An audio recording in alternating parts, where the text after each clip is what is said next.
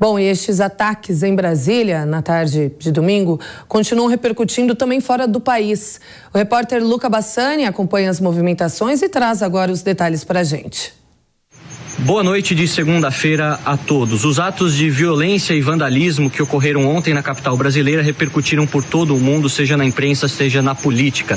Vemos que jornais como os americanos The Washington Post e New York Times, o francês Le Monde, o espanhol El País, o italiano Corriere della Sera, até mesmo o argentino Clarín, trazem sempre nas suas manchetes os atos de violência que destruíram grande parte do patrimônio histórico e arquitetônico da capital federal. Vemos que também líderes importantes do mundo se manifestaram repudiando toda a violência. Exemplo dos líderes da América do Norte, que estão reunidos no México para a Conferência da América do Norte. O anfitrião do evento, o presidente mexicano Manuel López Obrador, conjuntamente com o presidente Biden e o primeiro-ministro canadense Justin Trudeau, disseram que repudiam veementemente o ataque violento às instituições brasileiras e que estão todos dispostos a continuar trabalhando em conjunto para a paz no hemisfério oeste e também todos reconhecendo a vitória do presidente Lula. Ao mesmo tempo, na Europa, o líder alemão, chanceler Olaf Scholz, disse também que está apoiando o presidente Lula e as instituições brasileiras e que a violência não pode ser a solução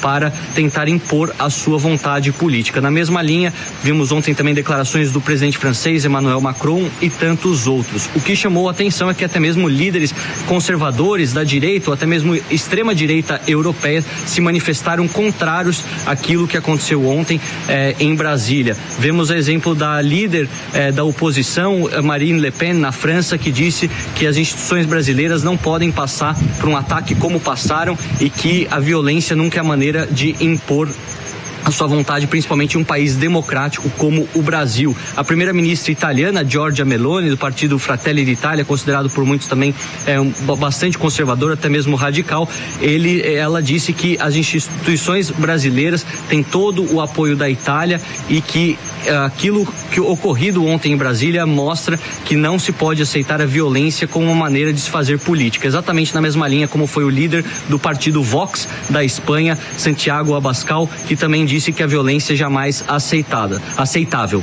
Exatamente neste momento vemos que grande parte dos líderes mundiais se juntam para repudiar esses ataques, também através do secretário-geral das Nações Unidas, Antônio Guterres, que disse que todos aqueles que cometeram ilicitudes, ilegalidades e crimes devem ser punidos rigorosamente de acordo com a lei. Exatamente neste momento em que esperam-se os cálculos dos prejuízos causados ao patrimônio público e também os novos dados do Ministério da Justiça para saber quantos são os presos e quem são os financiadores desses movimentos.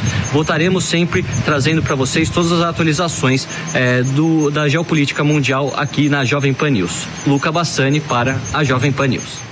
Doutora Elaine, para a gente encerrar o nosso Fast News de hoje, um último comentário da senhora, justamente a respeito dessa repercussão internacional do que aconteceu ontem aqui no Brasil.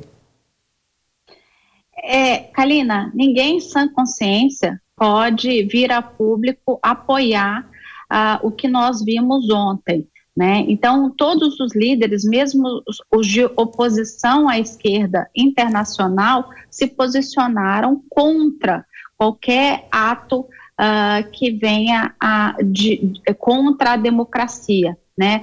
Então, é natural e conforme a gente já tinha, como eu vim falando aqui durante o telejornal, o tiro saiu pela culatra, né? Se alguém queria, de alguma forma, fragilizar o terceiro mandato do governo Lula, não conseguiu, porque agora, inclusive, o apoio internacional foi dado a ele, né? Então, houve todo um apoio na rede nacional das organizações nacionais como internacionais em prol da democracia e em prol dessa reconstrução, né? O slogan do governo Lula é União e Reconstrução, e agora mais do que nunca nós vamos ver a reconstrução de fato.